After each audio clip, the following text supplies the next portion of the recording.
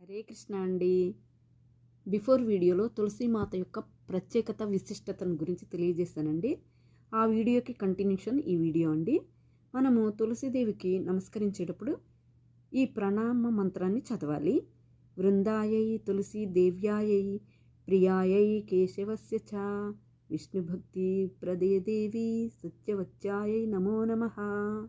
ఈ శ్లోకం యొక్క అర్థం ఏంటంటే, కేశవునికి ప్రియమైన ఓ వృందాదేవి, తులసీదేవి, నీవు విష్ణు భక్తిని ప్రసాదింపగలదానివి మరియు పరమ సత్యవతివి.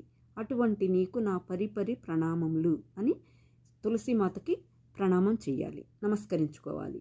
ఆ తరువాత శ్రీ తులసీదేవికి ప్రదక్షిణం చేసేటప్పుడు కూడా మనం మంత్రం చదవాలండి.